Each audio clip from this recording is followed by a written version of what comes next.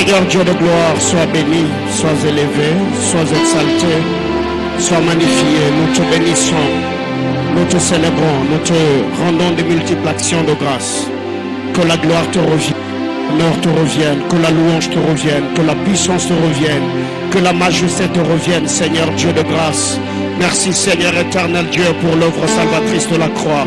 Merci Seigneur éternel pour le sang versé. Merci ô Dieu de gloire pour cette grâce que tu nous as accordée. Merci Seigneur éternel pour la délivrance accordée, Seigneur éternel Dieu de gloire aux hommes, Seigneur éternel, de par Seigneur cette belle œuvre de la croix. Seigneur, nous te bénissons, nous te célébrons, nous te exaltons, nous te magnifions, nous te rendons des multiples actions de grâce. Plaise à toi Seigneur éternel de glorifier Jésus-Christ, Seigneur éternel, en ce moment. Je prie que tu bénisses éternel Dieu de gloire nos bien-aimés frères et sœurs, Seigneur, qui sont en train de nous suivre et ceux qui suivront ce message en cette soirée. Père, je prie, oh Dieu, que ta bénédiction, Seigneur éternel, se manifeste, oh Dieu, dans toutes les familles du monde. Parle-nous, édifie-nous, fais-nous du bien pour l'unique et la gloire de ton nom, au nom puissant et miraculeux de Jésus-Christ. Amen. Amen, amen. Que le Seigneur nous bénisse abondamment. Nous vous saluons dans le précieux nom de Jésus-Christ. Que le Seigneur comble de ses bienfaits partout est en train de nous suivre. C'est un grand privilège que de nous tenir encore au devant de vous afin de partager la parole du Seigneur ensemble. Et je crois que nous avons été bénis par ce moment d'adoration.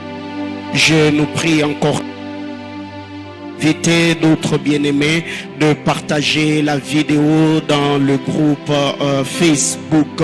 Je crois que le Seigneur ne manquera pas à nous faire du bien.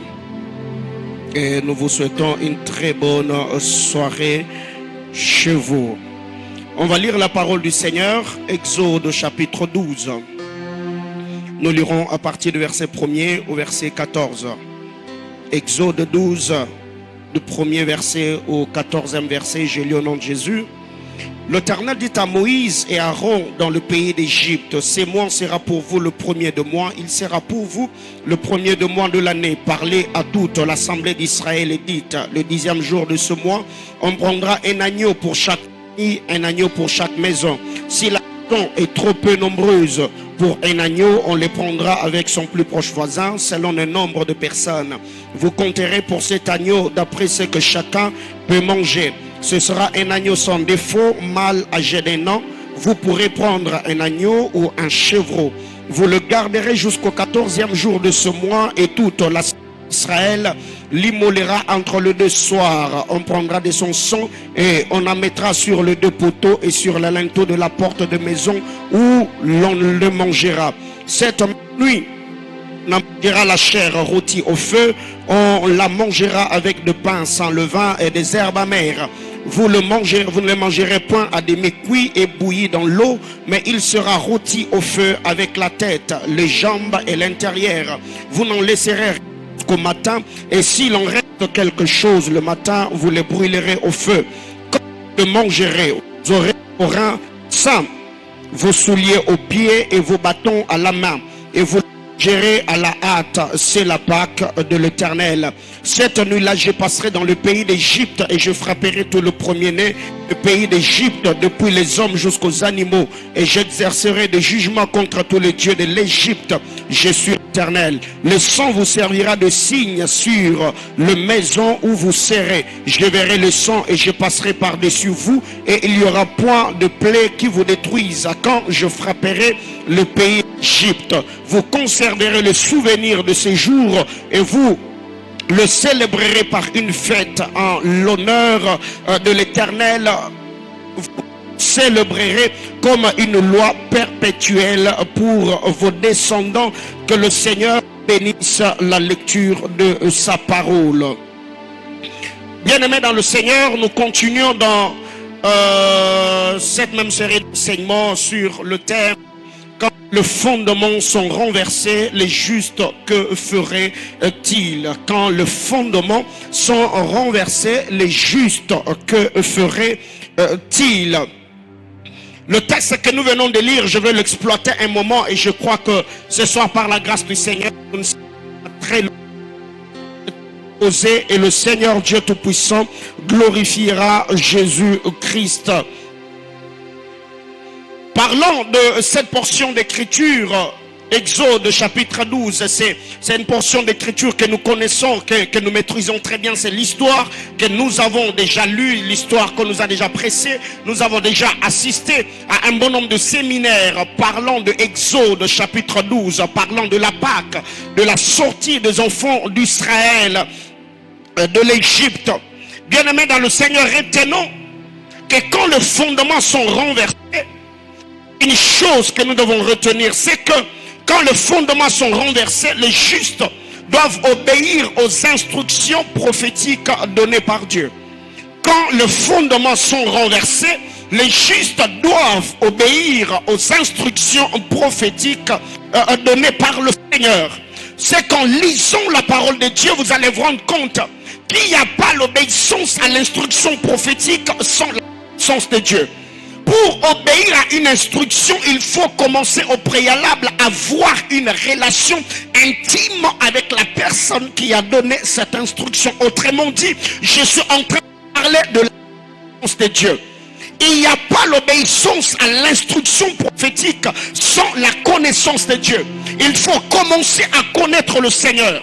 Il faut avoir une profonde intimité avec lui. Il faut connaître sa parole.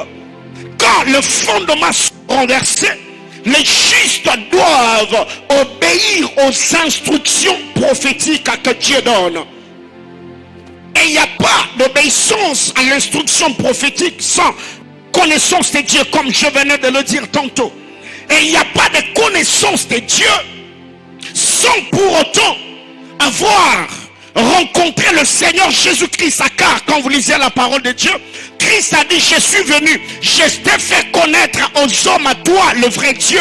C'est que nous devons savoir que la connaissance véritable, nous l'avons en rencontrant le Seigneur Jésus-Christ, en le recevant dans notre cœur, son habitation dans notre cœur, son habitation dans notre vie par le Saint-Esprit au moyen de sa parole. C'est ces choses qui vont nous amener dans une profonde connaissance avec le Seigneur. Et cette connaissance de Dieu va également déclencher une deuxième chose que j'appelle la sensibilité spirituelle. Il n'y a pas d'obéissance à l'instruction prophétique sans la connaissance de Dieu. Il n'y a pas d'obéissance à l'instruction prophétique sans la sensibilité spirituelle. C'est que la personne qui connaît Dieu, la connaissance de Dieu, l'intimité qu'il a avec le Saint-Esprit, cette intimité, cette connaissance aidera cette personne à développer sa sensibilité spirituelle afin de capter le mouvement de Dieu, afin de capter le pensée de Dieu. Car Dieu n'est pas statique, mais Dieu est dynamique. Dieu bouge à chaque temps, Dieu parle à chaque moment, Dieu se révèle à chaque instant. Donc la connaissance que nous avons de Dieu, cette connaissance va nous aider à développer notre sensibilité spirituelle. La connaissance de Dieu est le développement de la sensibilité spirituelle. Donc nous devons connaître le Seigneur. Il faut connaître Dieu, il faut connaître sa parole, il faut scruter les saintes écritures, il faut connaître la sainte doctrine, il faut avoir une révélation particulière avec le Seigneur Jésus-Christ. Il faut avoir une révélation particulière du Dieu Tout-Puissant. Et cette révélation particulière va nous aider à développer notre sensibilité spirituelle. Entendre Dieu quand il parle.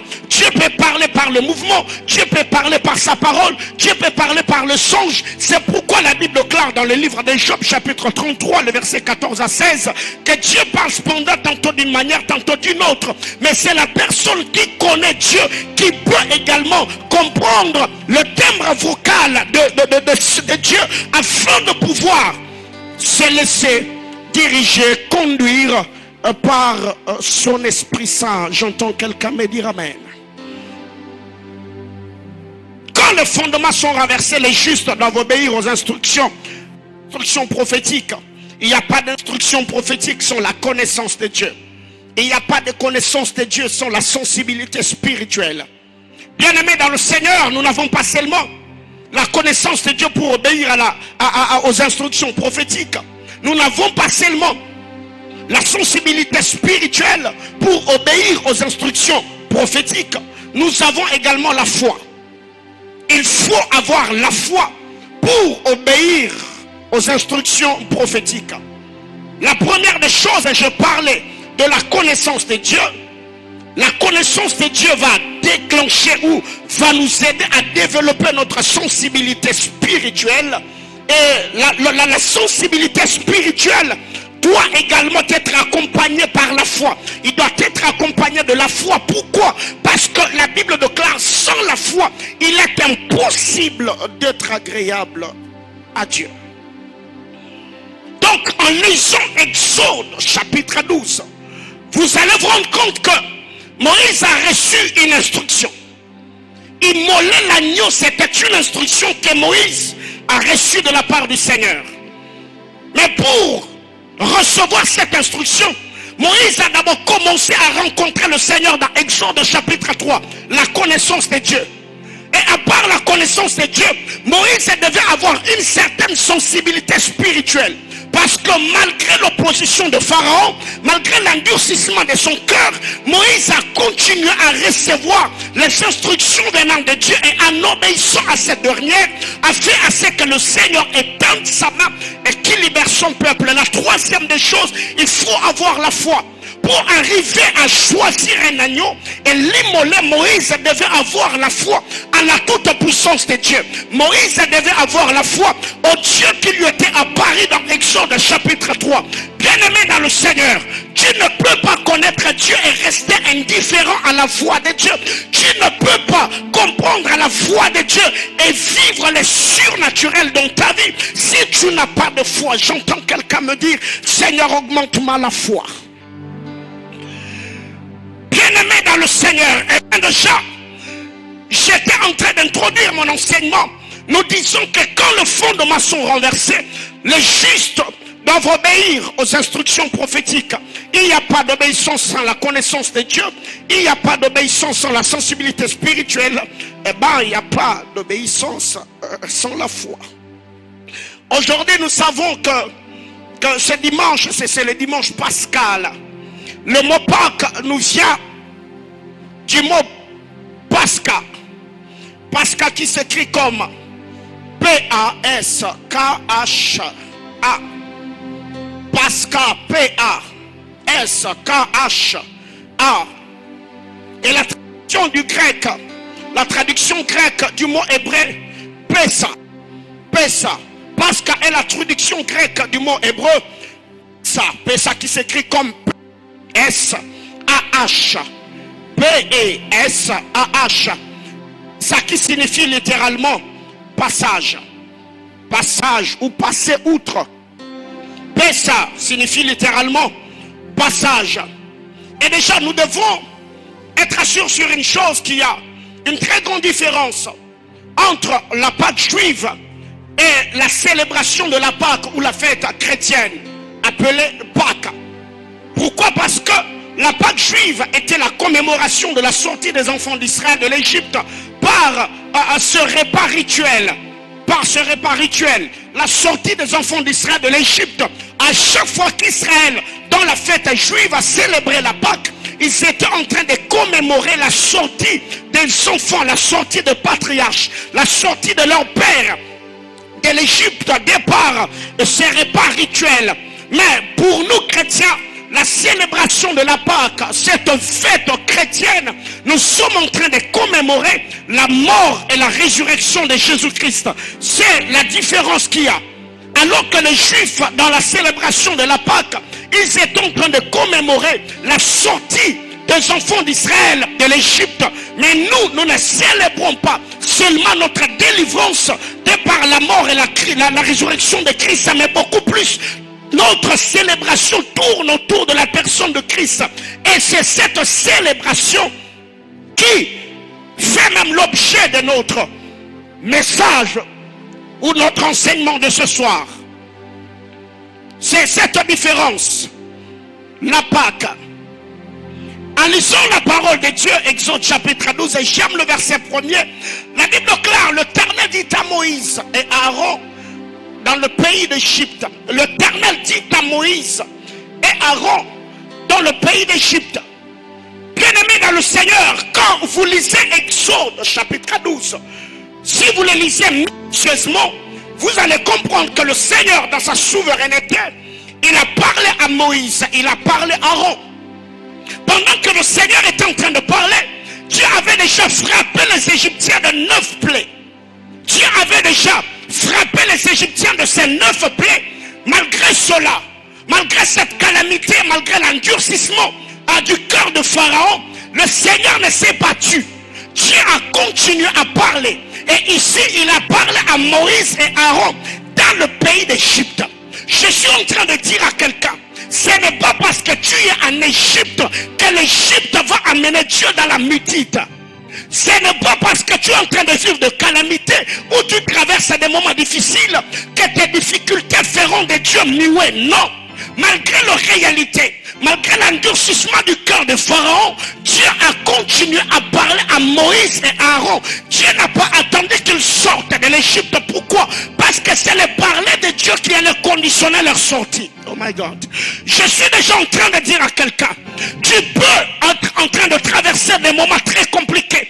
Tu as besoin de voir la main puissante agissant de Dieu en action. Mais tout ce que tu reçois, ce sont les promesses venant de Dieu. Dieu a dit qu'il va t'élever. Dieu a dit qu'il va te bénir. Et tu te poses la question. Moïse, déjà quand tu es venu dans Exode chapitre 4, tu nous as dit que Dieu t'a envoyé. Mais jusque-là, nous nous sommes rendus compte. Plus Dieu te parle, plus les choses compliquent. Plus Dieu nous parle de la part de Dieu, plus ce Pharaon s'endurcit. Quelqu'un me dira, pasteur, c'est plus je prie, plus que ma situation se dégrade. Plus je crois en Dieu, plus ça complique. Je suis en train de dire à quelqu'un, Dieu ne va pas se taire. Dieu n'arrêtera pas de te parler parce qu'il y a Covid-19. Dieu ne va pas arrêter de te parler parce que tu en as marre. Je crois à la puissance de Dieu et je suis en train de dire à quelqu'un, le Seigneur te parlera encore parce que c'est le parler de Dieu qui activera le mouvement de sa main. J'entends quelqu'un me dire amen. L'Éternel dit à Moïse et Aaron dans le pays d'Égypte, là où tout était bloqué, là où tout était chaotique, là où rien ne marchait, là où il n'y avait aucune lueur d'espoir, là où l'endurcissement battait le plein, mais le Seigneur a parlé quand même.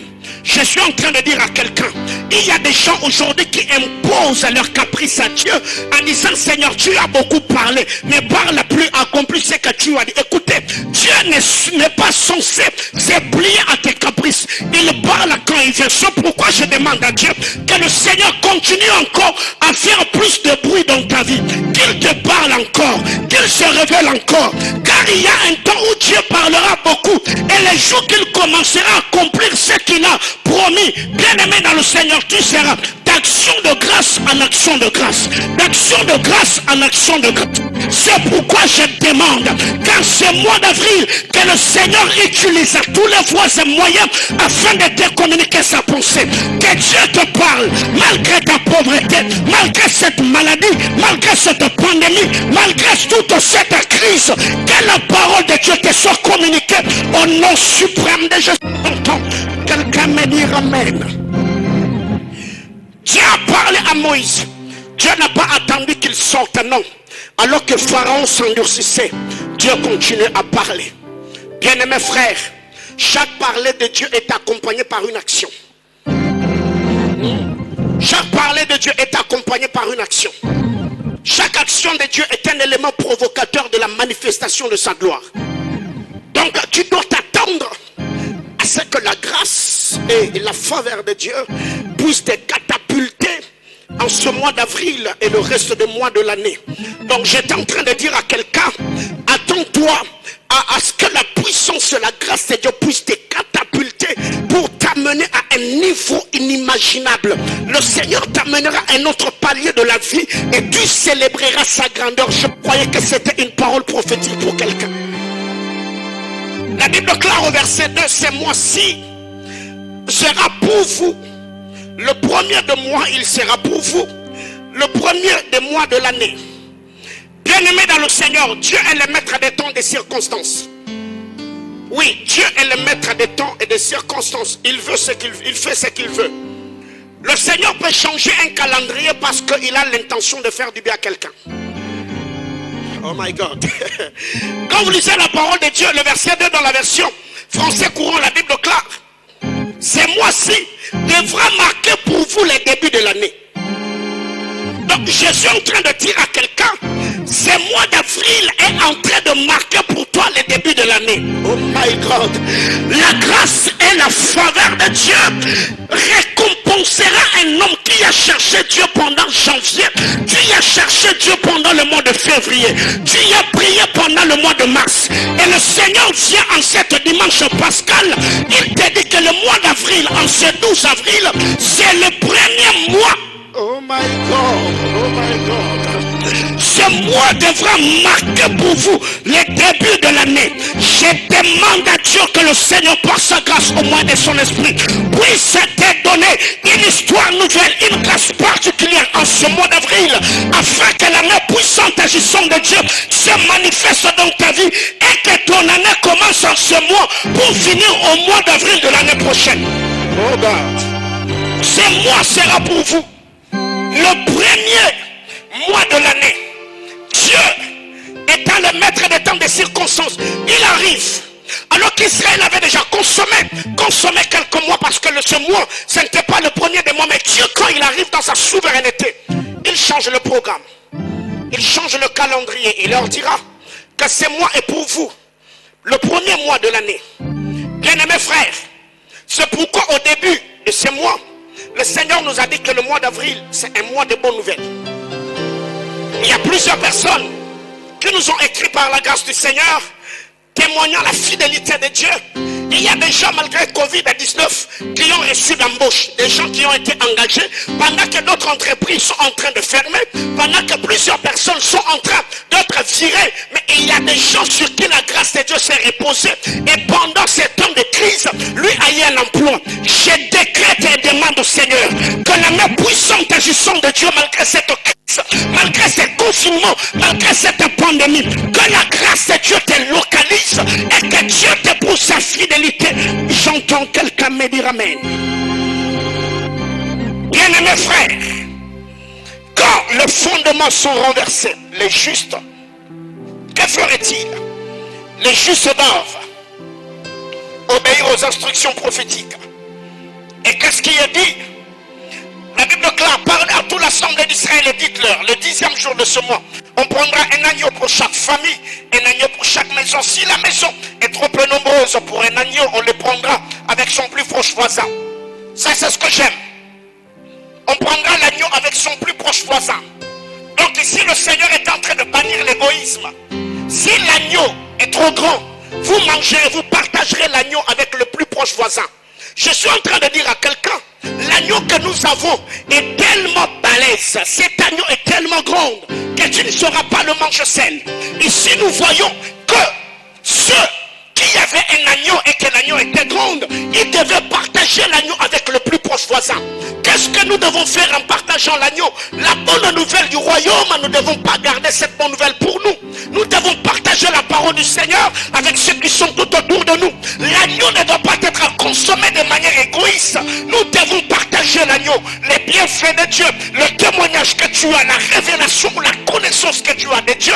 Et bien tu dois voir le temps de partager la parole du Seigneur, la grâce que tu as avec les autres. Car dans le domaine de la consommation de l'agneau, nous travaillons en collaboration, nous partageons. Mais dans le domaine de la sanctification, c'est à voisin fermé. Le domaine de la consommation de l'agneau, c'est à voisin ouvert. Quand il faut partager la parole de Dieu, je partagerai la parole avec mon plus proche voisin. Mais dans le domaine de la crainte de Dieu, je ne peux pas pécher avec mon voisin parce que lui est faible. Moi, je resterai fort en priant pour lui. Donc, dans le partage de la parole de Dieu, je peux partager la parole avec le voisin. Et si le voisin a besoin que je puisse pécher avec lui, je ne pécherai pas parce que c'est mon plus proche voisin. Là, le domaine de la sanctification, la crainte de Dieu, c'est un voisin fermé. Mais partager la parole On peut le faire avec le plus proche voisin. Que quelqu'un me dise amen. Le verset 5, la Bible déclare, ce sera un agneau sans défaut, mâle, âgé d'un an. 3 conditions. L'agneau que l'on devait immoler devait être sans défaut. L'agneau devait être mâle. Et 3, l'agneau devait être âgé d'un an. Qu'est-ce que cela veut dire? Quand on parle d'un agneau sans défaut, nous voyons les côtés de la purification, le côté de la pureté, la sanctification, la crainte de Dieu.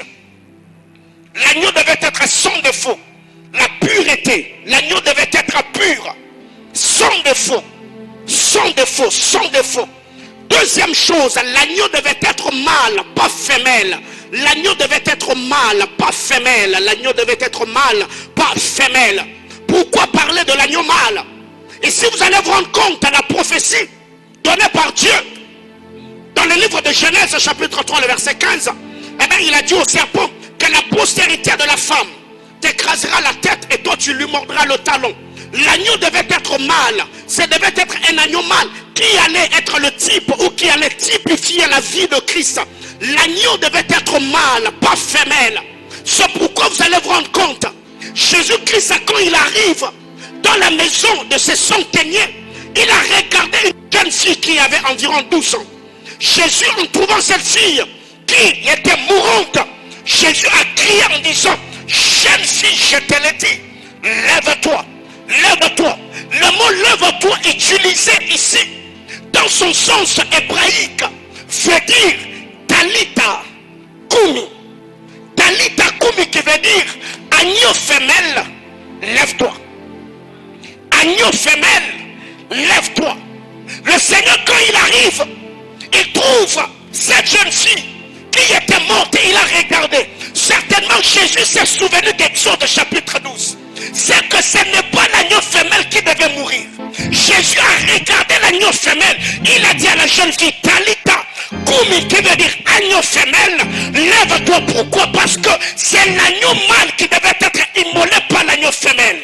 C'est pourquoi du haut de cet autel, je suis en train de déclarer dans la vie de quelqu'un, si tu es l'agneau mâle et que la mort a frappé à ta richesse, la mort a frappé à ton onction, la mort a frappé à ta famille, je déclare du haut de cet autel, agneau femelle, lève-toi, car c'est l'agneau mâle qui a pris ta place. Je suis en train de bénir quelqu'un ce dimanche pascal, que la main puissante agissant de Dieu donne la vie à tout ce qui est mort, tout ce que le diable a touché dans ta vie, que la grâce et la faveur de Dieu te localisent afin que tu aies, oh my God, un témoignage éloquent et que t'amène un nouveau palier.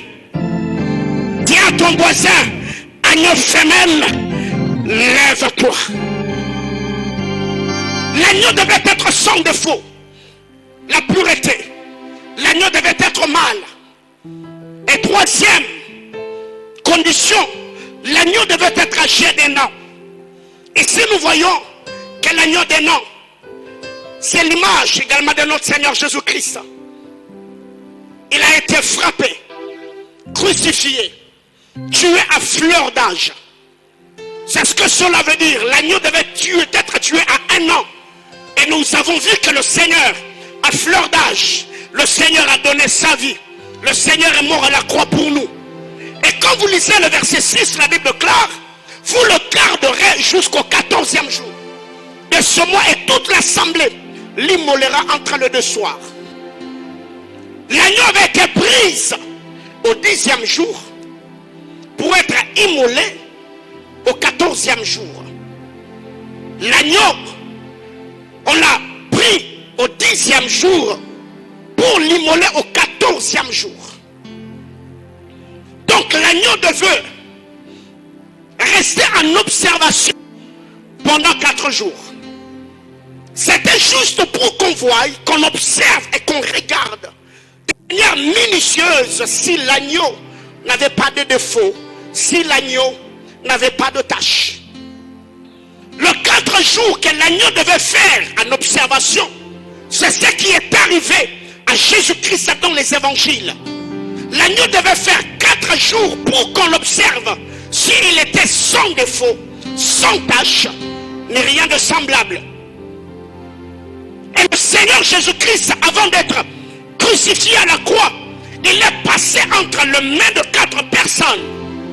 Et ce sont ces personnes qui ont attesté que Jésus-Christ était sans défaut.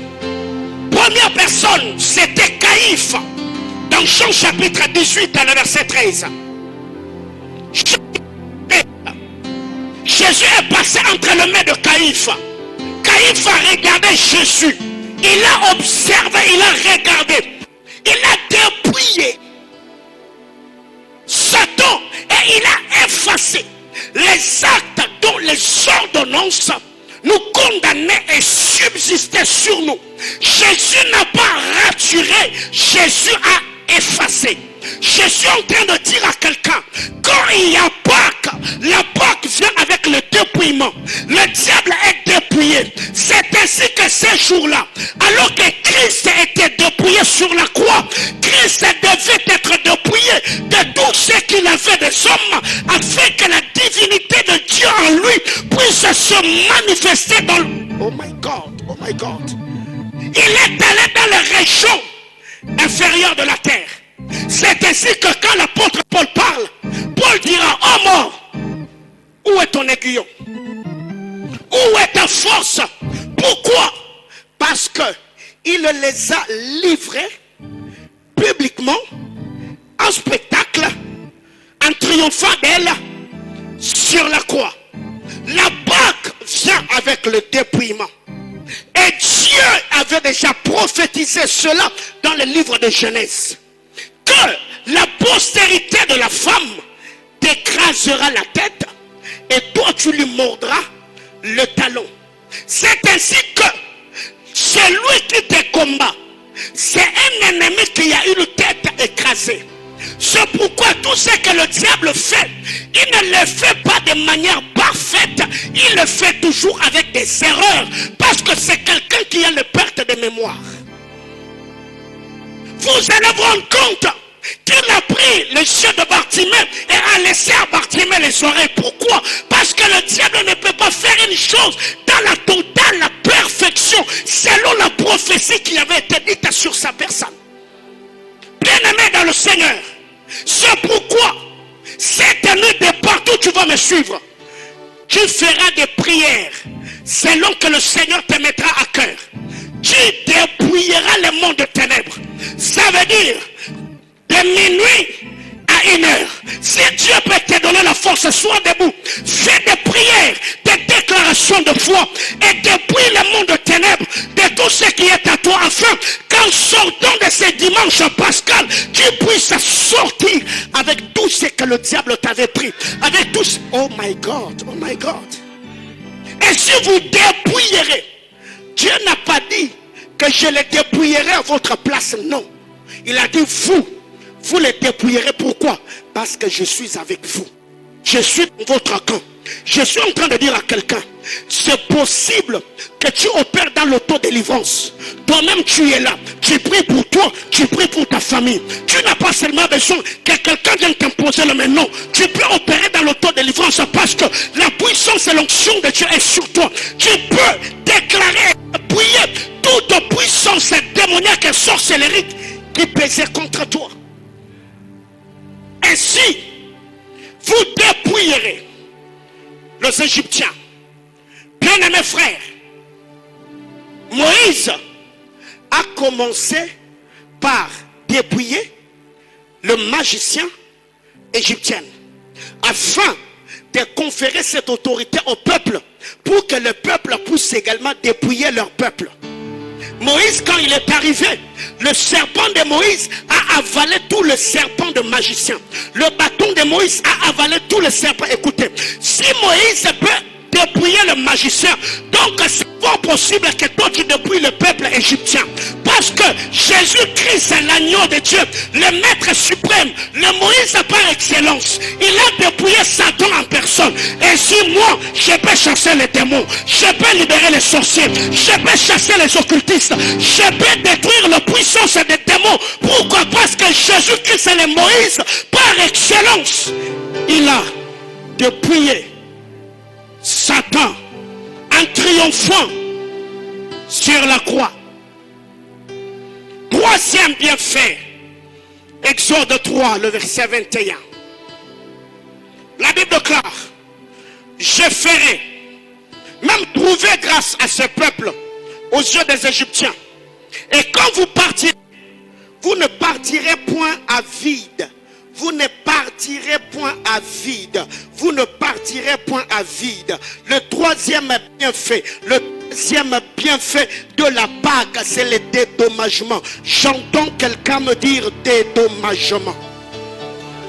Le troisième bienfait de la Pâque, c'est le dédommagement. La Bible déclare, vous ne partirez point à vide. Les enfants d'Israël ont servi. Ils ont travaillé. Durement d'ailleurs, ils ont bâti les maisons de Pithom et de Ramsès. Ils ont servi les Égyptiens. Et comme les Égyptiens ne traitaient pas le peuple de Dieu à leur juste valeur, Dieu dira à Moïse, mon peuple ne sortira point à vide. Parce que tout le travail qu'ils ont fait, je les dédommagerai. Et quand vous lisez la parole de Dieu dans le livre de Joël, la Bible déclare, je vous remplacerai les années qu'ont dévoré les sauterelles. La Bible expliquait, on ne dit pas je vous remplacerai, non. Dieu dit je vous dédommagerai. Oh my God. Je décrète et déclare dans la vie de quelqu'un que Dieu puisse te dédommager. Que Dieu te dédommage de tout le sacrifice, les jeûnes, la consécration, les prières que tu as faites. Que le Seigneur te dédommage. C'est pourquoi je suis en train de dire à quelqu'un, tout dommage causé par Dieu se poursuit des intérêts. Tout dommage causé par Dieu se poursuit des intérêts. Pourquoi? Parce que le Seigneur, il a dit ceci dans les livres de Moïse. Si un homme lutte avec un autre et qu'il le touche à l'emboîture de la hanche, si cet homme brise l'autre, il le prendra en charge. Il arrive que Dieu dans une nuit, il rend Jacob. Ils ont lutté. Et quand l'aurore s'est levée, Dieu a touché Jacob à l'emboîture de la hanche. Et la Bible déclare, l'emboîture de la hanche de Jacob s'est démise. Dieu voulait prendre Jacob en charge, mais Jacob ne comprenait pas. Il était en train de lutter avec le Seigneur. Il y a un temps où tu venais d'une retraite. Tu sens l'Esprit de Dieu te demander d'aller dans une autre retraite. Tu es en train de t'affaiblir afin de devenir ta force. Tu es en train de te dépouiller afin de t'appuyer. Bien-aimé dans le Seigneur, je suis en train de dire à quelqu'un, cette décennie est le reste de l'année. Ce sont les mois de dédommagement. Le Seigneur te dédommagera de tout le sacrifice que tu as fait. Dieu te dédommagera de tout le travail service que tu lui as rendu. Je décrète et déclare que les vannes du ciel s'ouvrent en ta faveur et que la rosée d'en haut embellisse ta vie. J'entends quelqu'un me dire amen. Bien-aimés frères, vous ne partirez point à vide. Tu ne peux pas manger la Pâque et rester même brebis jamais. Dieu a dit, vous ne partirez point à vide. Vous ne partirez point à vide. Il est un Dieu qui dédommage. Il est un Dieu qui bénit. Quatrième avantage. La Pâque vient avec l'enrichissement.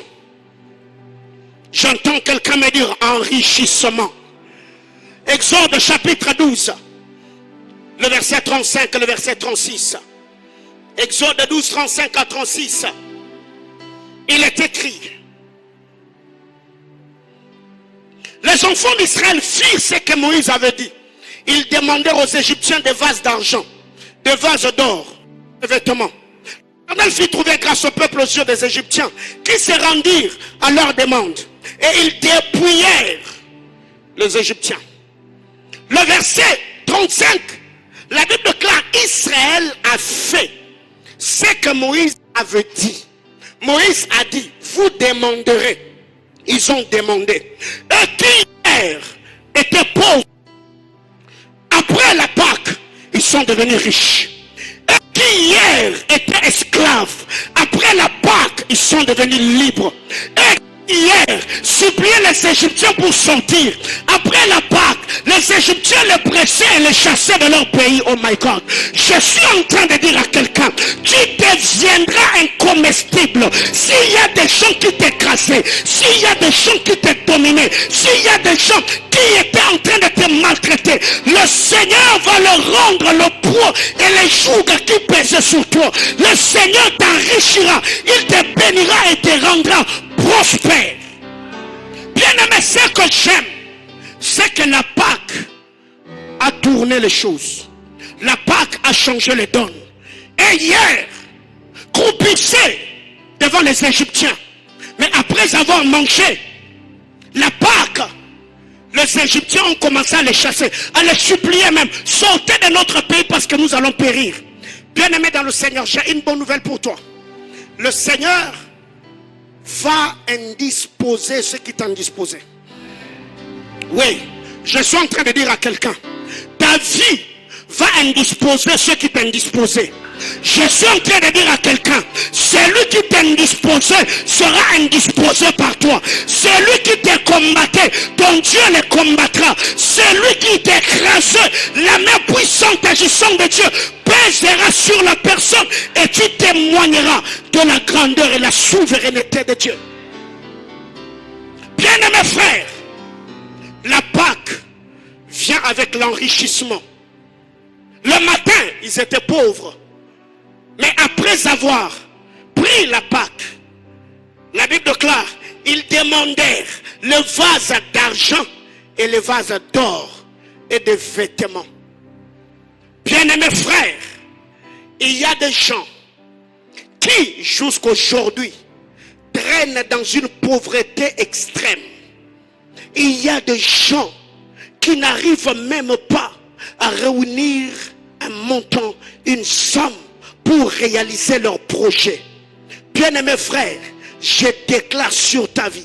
Je ne sais pas combien de temps tu as fait dans cette chômage. Je ne sais pas combien de temps tu as fait dans cette entreprise-là où tu cherches la promotion, ça ne vient pas. Je ne sais pas combien de temps que tu as ces projets dans tes notes et tu n'as pas de financement. Je décrète et déclare qu'après ce dimanche pascal, que le vent du ciel s'ouvre sur toi, que le Seigneur te rende prospère, que Dieu te donne une promotion dans cette entreprise, que Dieu te donne des ressources matérielles et financières afin de réaliser ton projet. Je demande au Dieu de mon appel et je libère cette onction sur ta vie. Que Dieu te donne, que Dieu te bouleverse, que Dieu te scandalise au nom de Jésus-Christ.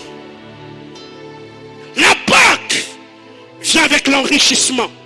Ils ont été enrichis. Eux qui étaient pauvres, parce qu'ils ont obéi à l'instruction donnée par Moïse de manger un agneau. Dieu leur a donné le pouvoir. Cinquième chose, cinquième bienfait de la Pâque. Je ne vais pas m'attarder ici parce que nous avons parlé de la liberté. C'est l'indépendance. J'entends quelqu'un me dire indépendance. La Pâque vient avec l'indépendance. Exode chapitre 12, 31 à 33. La Pâque vient avec l'indépendance. Ces jours-là, eux qu'on est en train de craser, parce qu'ils ont obéi à l'instruction, ils ont mangé un agneau. Dieu leur a accordé la vie. Ils sont devenus indépendants, croupissés entre les mains des Égyptiens, et qui ont maltraité avec le fouet par les Égyptiens. Ces jours-là, ils pouvaient sortir de l'Égypte à tête haute avec le Dieu d'Abraham, le Dieu d'Isaac et le Dieu de Jacob s'était souvenu d'eux. Bien-aimés dans le Seigneur, il y a des gens qui t'ont humilié, il y a des gens qui t'ont maltraité, on t'a traité de toutes les sortes. Je suis en train de dire à la personne, Dieu ne te changera pas de milieu, Dieu ne te changera pas de quartier, Dieu ne te changera pas de nation, Dieu ne te changera pas de famille. Dans cette même famille, dans ce même quartier, dans cette même parcelle, dans ce même quartier, la main puissante agissante de Dieu te donnera une autre identité. Tu te promèneras tête haute, tu témoigneras de la grandeur et la fidélité de Dieu. Je m'imagine cette scène alors que Israël sont en train de chanter, les Égyptiens en train de pleurer leur premier-né, et ils étaient en train de célébrer la grandeur de Dieu alors que les Égyptiens étaient en train de pleurer. Bien-aimés dans le Seigneur, Dieu a pris le premier-né des Égyptiens pour qu'Israël sorte. Mais la mort de Christ à la croix, Dieu a donné son propre premier-né pour que moi et toute ma famille soyons épargnés. Je suis en train de dire à quelqu'un, Dieu te donnera l'indépendance financière, l'indépendance sociale. Dieu te rendra autonome, pas dépendant d'un homme, pas dépendant d'un oncle, pas dépendant de l'économie, mais dépendant de Dieu et de Dieu seul. La Bible déclare, cherchez premièrement le royaume et le reste vous seront donnés. Ma prière élevée de mon cœur est que Dieu te scandalise avec le reste. Tu auras ce reste et tu témoigneras la grandeur de Dieu. Bien-aimés frères, sixième chose, la Pâque vient avec la récupération de l'identité. Je suis en train de chuter. La Pâque vient avec la récupération de l'identité. La récupération de l'identité. Exode chapitre 12, le verset 36.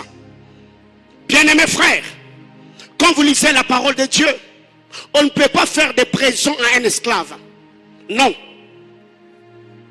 Un esclave, c'est lui qui fait des présents à ceux qui sont élevés. Un esclave ne peut pas recevoir des dons. Un esclave reçoit des ordres.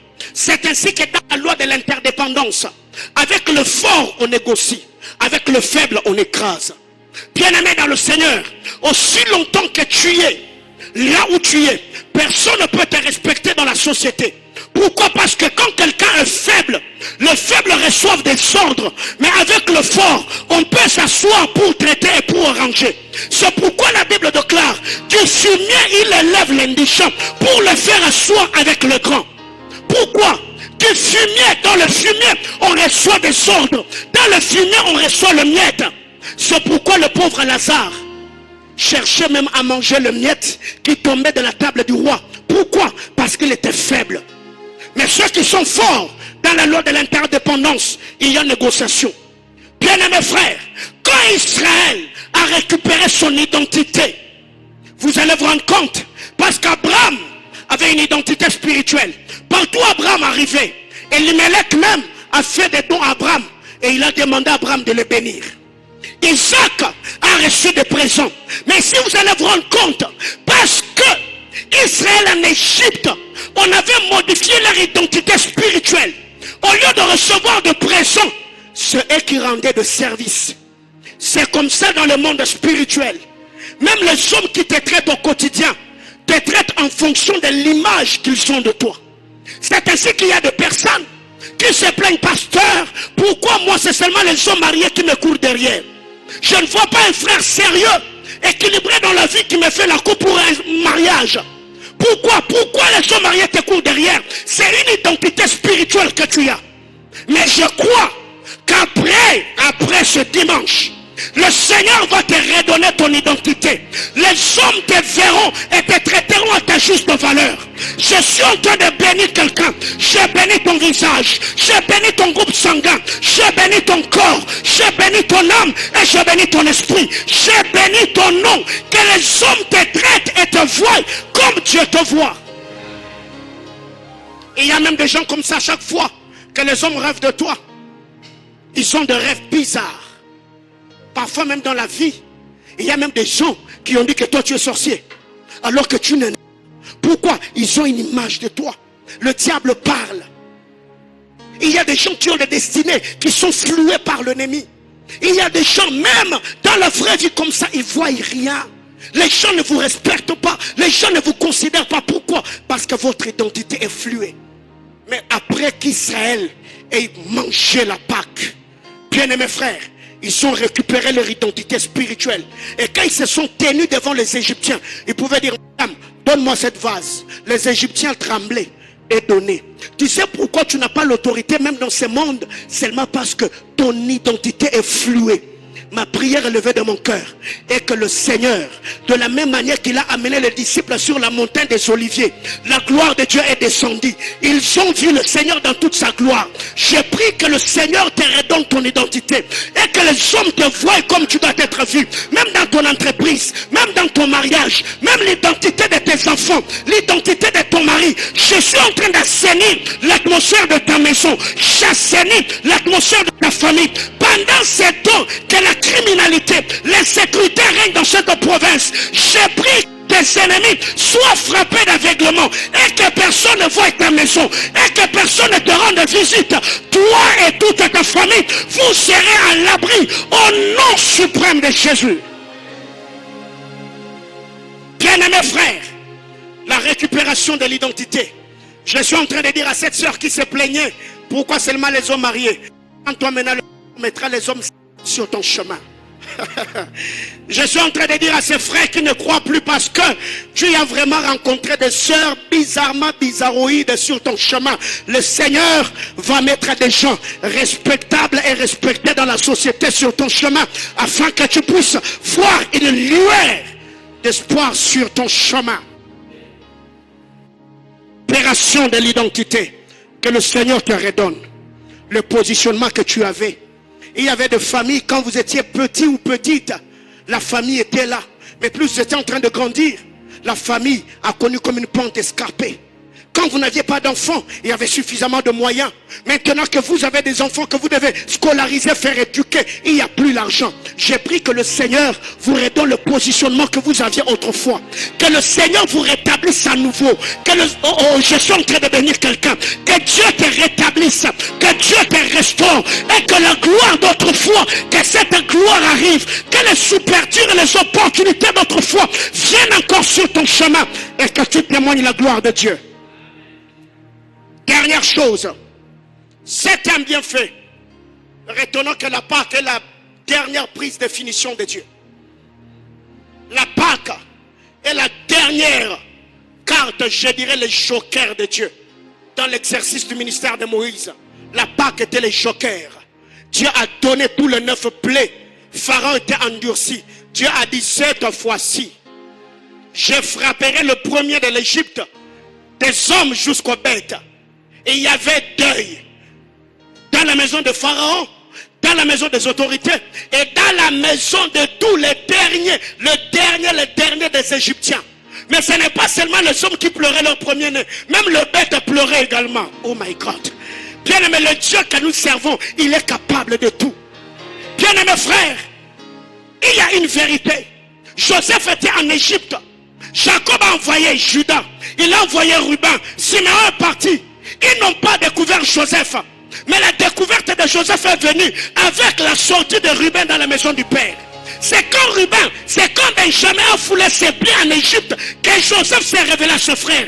Je demande à Dieu, Christ et Jésus est le Benjamin par excellence. Il est sorti de la tente du Père. C'est quand le Père s'est révélé aux hommes. Je suis en train de dire à quelqu'un, le Seigneur mettra cette dernière prise à tous tes ennemis. Ils vont lâcher prise. Ta vie, tu seras émergente. Tu auras une vie émergente, une vie épanouie, une vie qui va s'étendre de gauche à droite au nom de Jésus-Christ.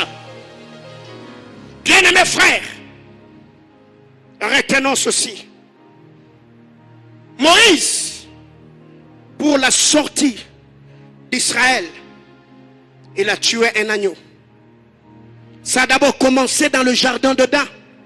Quand Adam et Ève ont péché, Dieu a pris un animal prophétique. Il a tué cet animal. Il a pris la peau de l'animal. Il a habillé Adam et Ève. La peau de l'animal avait suffi pour un couple, Adam et Ève. Car Dieu n'avait jamais habillé les serpents. Après avoir tué l'animal, Dieu a habillé la femme et l'homme. Dieu n'a jamais habillé le serpent. C'est que le premier agneau immolé dans le jardin d'Éden n'a sauvé qu'un couple, Adam et Ève, qui sont sortis du jardin d'Éden. Le deuxième agneau d'Exode 12 n'a sauvé qu'un peuple, Israël, y compris le ramassis qui s'était infiltré au milieu d'eux.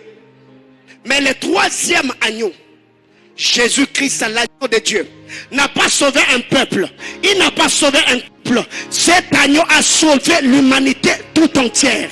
Jésus-Christ est l'agneau de Dieu qui n'ôte pas le péché d'Israël, qui n'ôte pas le péché de croyants, qui ôte le péché du monde. Ce que l'agneau de Dieu n'a pas fait, ce que l'agneau d'Exode n'a pas fait, Jésus-Christ, l'agneau de Dieu, a ôté le péché du monde et nous a accordé la vie de Dieu. Quand vous allez dans l'histoire de Moïse, la mère de Moïse a construit le premier arche, une caisse de jonc qu'il a induit de bitume et de poix. Il a placé l'enfant et il a mis cet enfant sur les eaux du Nil. Parce que Moïse était dans cette arche, était dans cette caisse de jonc. Le crocodile du Nil n'ont pas porté leur main à l'enfant. L'enfant a eu la vie sauve. Dieu, quand il est venu dans l'histoire de Noé, Noé a construit l'arche. Et cette arche n'a sauvé que 8 personnes. Ainsi que le bête qui était avec eux. Mais Jésus-Christ est le bois de la croix. Il n'a pas sauvé un enfant. Il n'a pas sauvé 8 personnes. Le bois de la croix, Jésus-Christ, a porté le péché de l'humanité. Je suis en train de dire à quelqu'un, la croix de Christ, c'est l'évolution de la technologie divine. La croix de Jésus-Christ est l'évolution de la technologie divine. Car Noé a construit l'arche. Dans l'arche de Noé, tout ce qu'il y avait, il n'y avait que le salut. Dans l'arche de Noé, Noé n'a jamais parlé en d'autres langues. Noé n'a jamais prophétisé. Noé n'a jamais guéri le malade. Noé n'a jamais prêché l'évangile. Tout ce que l'arche de Noé avait de précieux pour donner aux hommes, c'était le salut. Mais Dieu, regardant la grandeur, la taille de l'arche de Noé, Dieu a commencé à susciter le prophète, le sacrificateur, le roi. Et Dieu s'est retiré dans le laboratoire divin. Plus le prophète et les sacrificateurs passaient, plus Dieu était en train de réduire la taille de l'arche. Dieu réduisait la taille de l'arche jusqu'à ce qu'il nous a présenté le bois sur l'œuvre de la croix. La croix de Christ n'avait pas la taille de l'arche de Noé. Mais c'est dans cette bois que nous avons la guérison, que nous avons la restauration, le parler d'autres langues, les dons spirituels. Et l'amour de Dieu a été manifesté par l'œuvre de la croix. Bien-aimés dans le Seigneur, je m'arrête là pour ce soir.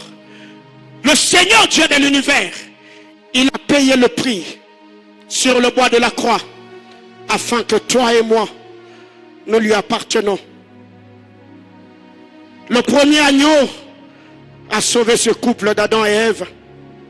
Le deuxième a sauvé Israël, ainsi qu'une poignée de personnes le ramassis. Mais Christ, l'agneau de Dieu, a ôté le péché du monde. Mes yeux ont vu l'agneau de Dieu, le Seigneur qui est assis sur le trône. Il règne d'âge en âge, d'éternité en éternité. Il est le maître des esprits, le créateur des cieux et de la terre. J'aimerais que quelqu'un élève la voix et dise merci au Seigneur. Merci pour l'œuvre de la croix. Merci pour cette belle œuvre qui a fait de nous enfants de Dieu. Quand les fondements sont renversés, les juifs doivent obéir aux instructions prophétiques. Pas d'instruction sans la connaissance de Dieu. Pas d'instruction sans la sensibilité spirituelle.